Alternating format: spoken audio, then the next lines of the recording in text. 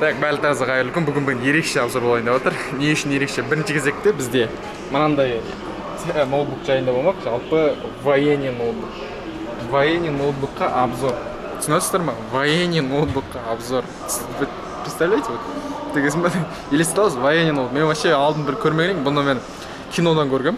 Военный кинодан. Одан кейін Арнольд Шварценеггерден көргем. Жан-Клод Ван Дамнан көргем. Общем, өзім кинодан көргем. Сіздер қандай кинодан көргенсіздер жалпы осындай ноутбуктар? Айтып кетсеңіздер, примерно осылай көрінеді. Мына қалдығын қараңыздар. И вот мынандай ұстайтыны бар. Вот чисто военный арналған. Бұл ноутбуктар жалпы құмға түссе, суға түссе, жалпы енді оқ өтеді базар жоқ. Бір қалған бәріне не ала деген. Енді сондай болайын деп тұр. И тағы бір біздің ерекше болайын деп тұрған бұл бүгінгі обзорымыздың тағы бір себебі. Бүгінгі обзорымыз шынайы болады. Оның себебі бүгінгі обзорымыз монтажсыз болады. Себебі не себеп болды? Монтаж болуына себебі уже монтажер уже осы уақытқа дейін уже проект істеп тұруға ақша керек, уже оның ақшасын төлеу керек, операторлардың съемкасының ақшасын төлеу керек деген сияқты уже ақша қалмады қалай ғана монтажерға ақша төлеп оны түсірткізіп монтаж жасатқанғаша. Сондықтан да енді не істейміз енді? Осылай монтажсыз, зато шынайы болады. И сіздер бүкіл андай монтаждан кесіліп кететін, айтылмай қалатын деген сияқты нәрсесін бәрін ұмытасыздар. И чисто сіздер пайдалы ақпарат алатын боласыздар ғой. Бәрі шынайы түрде. Қандай, не үшін, неге бұндай деген сияқты соның бәрін алып. И біздің обзор шынайы болады. Енді былай ғой, короче.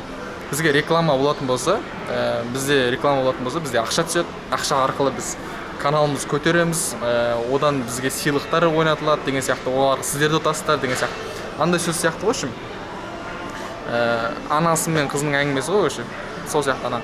Қызым істегенің маған жақсы, үйренгенің өзіңе жақсы деген сияқты, короче. Достар, осы каналды бірге 10 мыңға жететін болсақ, бізге әрине пайда істейді. Сол арқылы біздің өзің алдағы үлкен мақсаттарға жетеміз. И сіздерге вот сыйлықтар болады. Ең бастысы дұрыс техника сатып аласыздар ғой, короче, кәдімгідей. Алдан қалмастан бағаларыңызды, ақшаларыңызды үнемді өздеріңіз техника сатып аласыздар. Бүгінгі контент мінеке аралап жүріп осындай бір қызық бір техникаға жолықтым. Өзім бір осы YouTube-қа бір қызық контент деп. Мінеке сол контентті бастайтын боламыз, достар.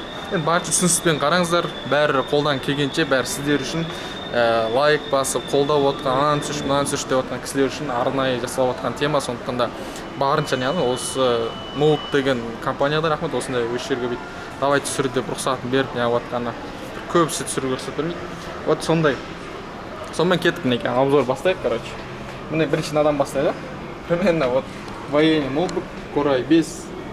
Примерно қараңыздар қалында қандай мына стайтыны бар. И бағасы 698 мың теңге тұрады екен. 698 мың теңге тұрады. Core i5, 6-шы поколение, Windows 10, экран көріңіздер, графика память Asus 8 гигабайт. Примерно түсініздер ғой, да? Испытайте Windows 10, примерно осылай қосылады. Бұл, короче, соғыста бүйтіп ақша салып, рациямен жазысып, бір-біріне хабарласу үшін арналған ноутбук қой, былай қараңыз. Особо қызғат ештеңе жоқ, просто былай несі қандай болады, военный ноутбуктар осындай болады екен. Бірақ бағасын көріңіздер, мен ойлағам бір 2 миллион, 3 миллионға баратын жатыр. Жоқ, ондай емес. Қандай? Примерно көріңіздер 698 мың теңге. Енді аз ақша емес, бірақ военныйлар үшін бұл нормальный ақша деп ойлаймын. Вот примерно осы. Одан кейін екіншісі тоже военный ноутбук. Мынаған қарағанда сәл ескілеуген, қараңыздар. Уже байқасаңдар ұсталған сияқты, мына шаңдары нелер көрініп тұр. Байқасаңдар, уже полигонға барып келген сияқты, түсінесіздер ме? Даже мына кнопкасын бүйтіп қосатынын өзін көрсеңіздер, настайтынын өзін көрсеңіздер, мінекей байқасаңыздар, міне уже мына көрінген ұсталған сияқты. Примерно именно капсулога, мына кнопкалар басына қызыл свет жанып жатыр. Примерно түсінесіздер, бұның бағасы примерно 357 мың теңге. SSD 256 гигабайтқа бар екен, память Asus 8 гигабайт, нормально.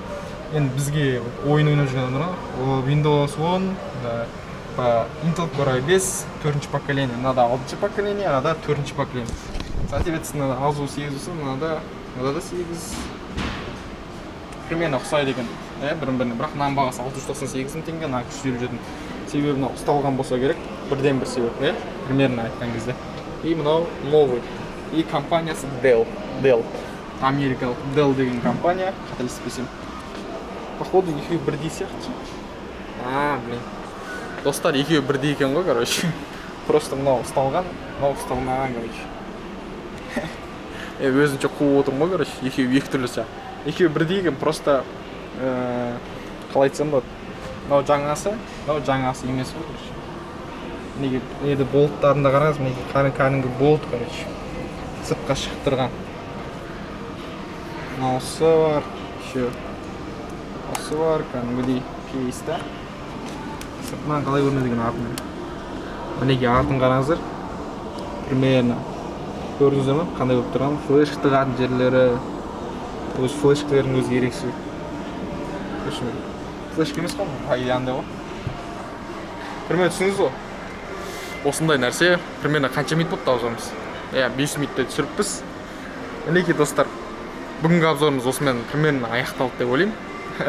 Просто бұл көңіл көтеру үшін контент деп түсінсеңіздер де болады. Просто сіздерге айтпады. Енді не істейміз енді достар? Осында бір военный тема болды, военный ноутбук түсірдік екен, сол үшін бір бізге енді каналымызды қолдау ретінде лайк басыңыздар. Келесі шығарымдарда жібере алмаңыздар, осылай қолдау көрсетіп, поддержка жасайтын болсаңыз, бізге 10 000 подписчик жететін болсақ, алдағы уақытта бұдан да үлкен қызықты проекттер түсіретін боламыз. Оған мен сенімдімін. Ең бастысы оған ақша керек. Ақшаны кім береді? Бізге осы сияқты реклама жасайтын компаниялар береді. Бізге әрине бастапқыда кішкентай болған соң бізге әлі берген жоқ. Енді болашақта береді деген ойдамын. Примерно түсіндіңіздер ғой? Коронавирус емеспін, просто тамақ неғып кетті. Все, не істейміз енді видеоның соңында. Каналға тіркелеміз, лайк басамыз, комментарий жазамыз, келесіде қандай видео шықсын. Міндетті түрде оқимын, қарағаттарыңызға жауап беріп те отырмын. Түсіру керек деген видеоларды түсіріп отырмын. Яғни көпшілік адам сұрағандарын міндетті түрде түсіріп, сіздерге толыққан түсіріп отырмын. Енді алдағы уақытта видеолар жіберіп алмаңыздар. Бірге 10 000-ға жеткізейік. Одан кейін жаңа мақсат қоямыз, сөйтіп бірге жеткізейік. И тоже мынандай нәрсе. Мынандай нәрсе қойшы, келесіде өзімізге бір ат қойып алайықшы. Өзіміз болып ше, өзімізге бір ат қойықшы, бір өзіміз дейміз ба, или біреулер болады, бір роднойлар дейді, жақындар дейді, сол сияқты біз өзімізге бір ат қоя алайық. Типа өзіміз сөйтіп бірге бір мақсатқа жетейік бірге. Түсінесіздер ғой? Қазақша контент, қазақша енді дамуын үлесіп сияқты. Все, рахмет достар. Келесі кездескенше қош сау болыңыздар. Рахмет.